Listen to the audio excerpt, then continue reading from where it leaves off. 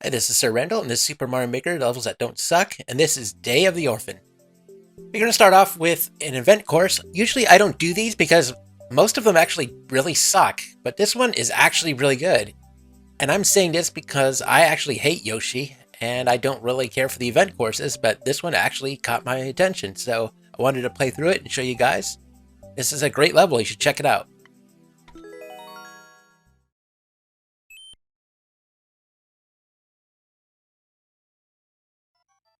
What I really like about this level is actually kind of like a puzzle and a runner course. So first we had to ditch Yoshi here, and we had to run across. And of course they had a little self logo here, but that's cool, that's fine. Really liked how they did the logo.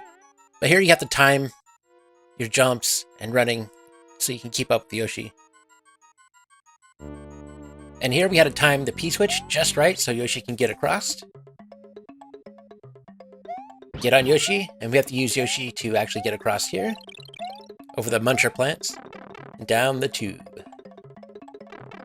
I thought this was an interesting mechanic they used, actually. We can actually use the fire and spit it right back at him. It's kind of fun. I actually liked it. You can get through this part without it, but it's just easier, and it's kind of fun, so. Here we had to ditch Yoshi, but don't worry, get another one. This guy kind of like it though, it's probably because you can ditch Yoshi and use him again, so. Here is another, you have to time it just perfect. I liked how they use the arrows, it tells you something's coming up. At least that's that, and I like that. Here we got Yoshi again. Jump him to the top. Really great mechanic here, kind of liked it. Here is interesting part. Now this, you can do several different ways. We're gonna get our mushroom. I'm going to just go ahead and break the blocks. Of course, you could use the P-switch, but I just want to show you that I like levels that have more than one way of actually doing this. Having more than one way to do one thing is a great idea. Now, you can't make all levels like that, but if you can try to make one like that, it's actually really refreshing sometimes. Alright, so now that we cleared the blocks, let's go back up. I played through this course a couple times, so I know it's coming up, so this is why I'm grabbing the mushroom here.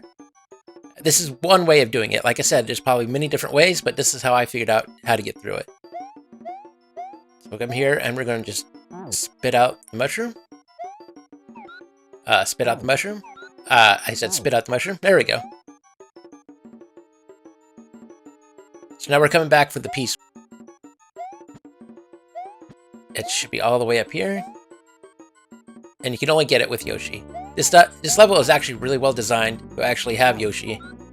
I spit it out so I don't swallow it, because Yoshi, if you keep things too long in the mouth, he swallows it. Alright, so this is how I figured out how to do it. Reset that. Get across. Get small. But we grab Yoshi and the mushroom at the same time. Use the power. And then here we go. Get across. Now we have to wait here. And now we need Yoshi for this part, so we need a good running start. And what I like about this is that you have to time that just right. That was one of the more difficult jumps in this level, and I liked it. And here at the end, we actually have a Yoshi. I decided to keep him instead of, jumping off him and get the 1-up. Event courses, you really don't need the 1-up, so I didn't really care, so. I decided to give one to Yoshi after all the times I've used him. Great course, check it out. It's actually an event course that I'm actually happy to play. And you actually get a mystery mushroom costume with it when you beat it. So, yeah, please check it out. Up next, we have Ice Outpost Star 2 by Terra.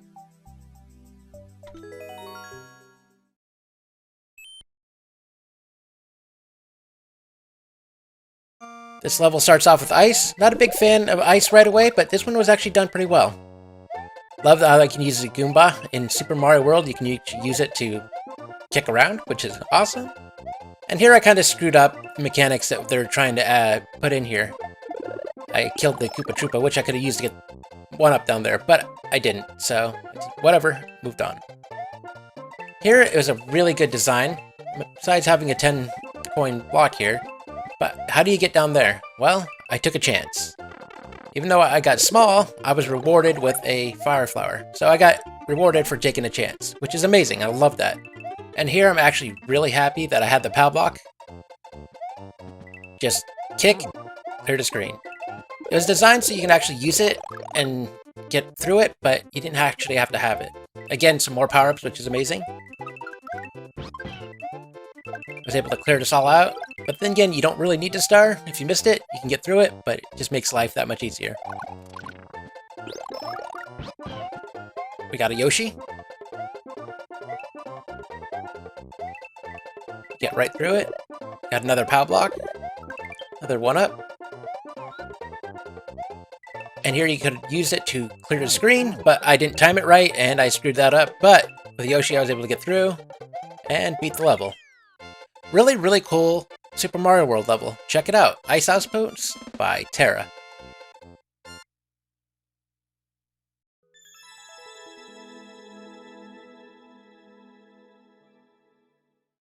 Up next, we actually have an official course by Bowser, and this is called Bowser's Puzzle Dungeon. Really, really cool course. And we start off with the Super Mario World level. And we have to use these cannonballs to get up here to get the mushroom, which will make perfect sense here in a little bit. So we go down here, open the door, and I did this to get small because we're going to need it later. The design in this is amazing.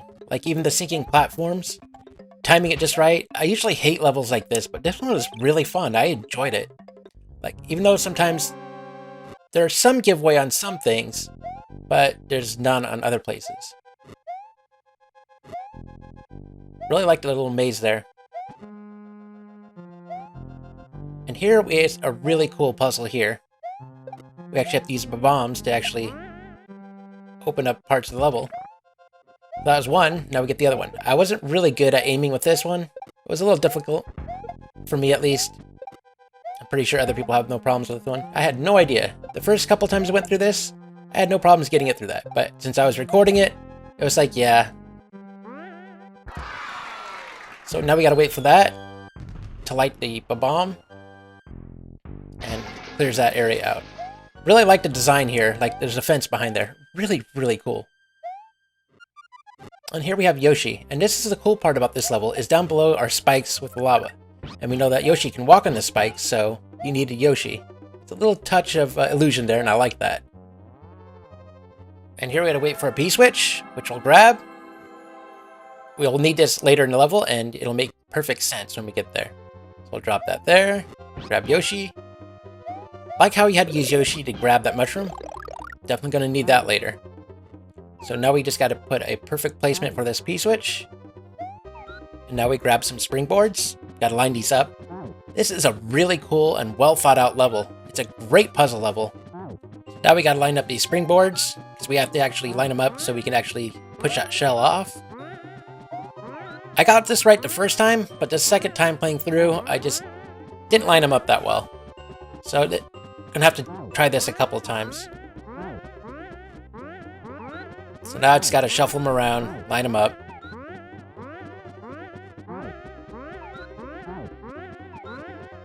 I'm trying to get this perfectly fine, so. Now that we got this out of the way, we got it. Now we got that. Let's grab the P-switch. And place it down here. Gotta wait for the shell. Use Yoshi to boost us up. Now this is a critical thing. You actually have to make it and get the checkpoint before the P-switch runs out. Love the idea of checkpoints. This level really, really needs them, and I am so happy they put them in. Really cool idea to put the fire bars in like a circle, because you can actually time that right just to get past them and get right through. So now we jump on the flying beetle. Wait for the other one to come out. Great little interlude here between subworlds, so I liked it a lot.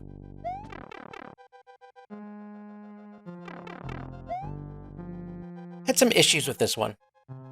The skulls kind of give me a little hard time. I was able to hit the vine right away, So as we wait till I actually get up here, I'm going to talk about how I actually think this is the only official level that doesn't suck. All the others are really bad. There's one from Mario, which her first level said first level. And it was horrible. It was one of those levels that you just throw everything on the screen at once to see what happens.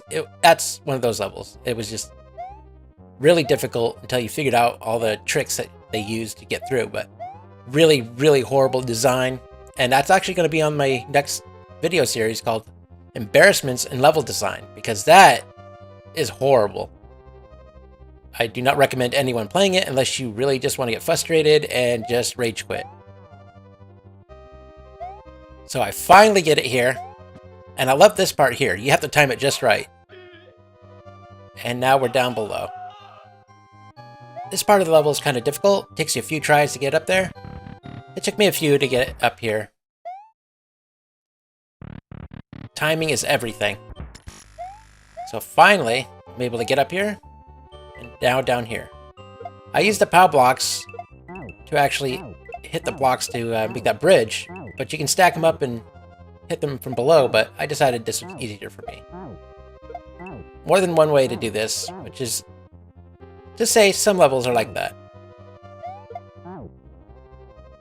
I'm just glad that there was able to be plenty of POW blocks with the pipes, so. For the first time, I'm actually happy that things are coming out of the pipes. Decided to skip the last one. It was like, whatever. So now we can do the bridge. And now we stack these POW blocks so we can actually get on top and use the door. Get through. And now we finish the bridge. Now we can grab the fire flower that's right here. Awesome placement of that. Now this one took me a while to figure out when I was first playing through. I had no idea you can use this in such a way. But like I said, it took me a few tries to actually figure this out. Once you place it on the beetle, you can actually get up. And then you have to use it to kick the door open. But as you see, I screwed it up here, so you can actually go down and do it again. But I had no idea you could do this, and it took me a while to figure out how do I get up there. So, might as well get the helmet. Place it up there.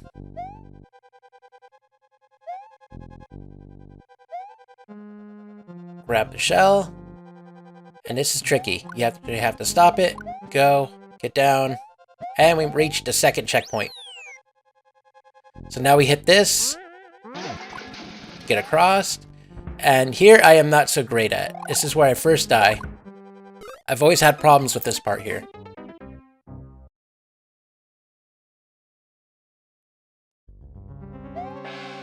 Grab the helmet,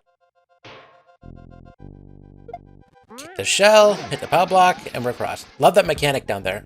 Really great way of doing it. So finally, timing it just right, get across.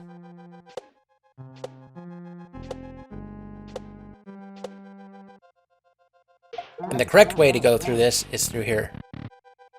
We got the doorbell saying that we got the correct way. Now this is the easiest part in the level. You would think a boss fight would be the hardest, but no, it's actually pretty easy. Hit Bowser with that, and we finished it. One of the harder levels I've played, but it's also one of the best. I really strongly recommend playing it out. I know it's an official level, and I try to do user-generated levels, but this is one of the best that the official had, so I had to point it out that not all of them suck. This one actually is really good.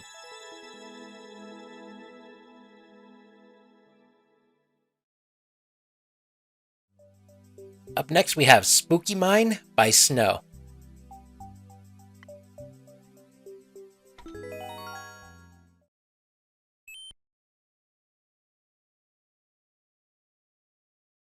This is a Super Mario World Underground. Love the music to this. It's probably one of the best soundtracks in Super Mario World, in my opinion. This level feels like a Super Mario World, but with added little extras, which I liked. I didn't like the sound effects, though. They are way overused in this level. But that's my opinion. I pretty much like it. Every once in a while, it's fine. But continuously like this, I didn't like it. I'm not going to knock off points for actually a decent level you can play. Plenty of power-ups, as you can see here. Love that.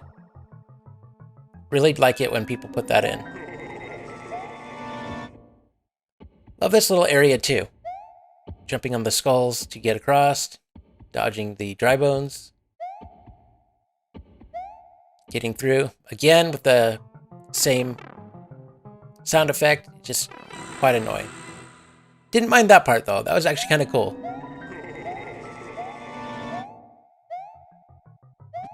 Some more power up. Which is great.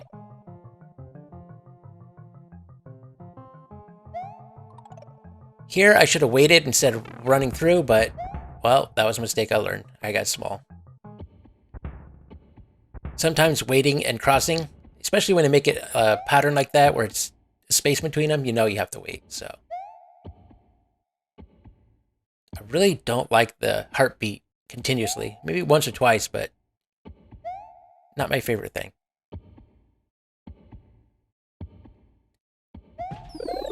Finally get a feather. Now we get a cross. Oh, these guys are a pain in the butt. There are some levels out there that way overuse them, especially Mario's.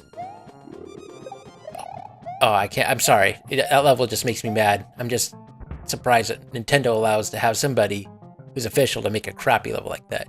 Yes, I'm salty. Alright, we're going through. More power-ups in case you didn't make it through that. Now we can run through this. Perfect height. And you can actually see it coming, so I like that. Don't surprise people. It's just horrible. Some one-ups. Get on this. And we can float down to get a one-up. Great level. Short and sweet. I would say it's on the easy side of things, but definitely check it out. This is Sir Rendell, and this is Super Mario Maker Levels That Don't Suck, Episode 4, The Day of the Orphan. If you liked this video, like, comment, and subscribe. And I'll see you next time.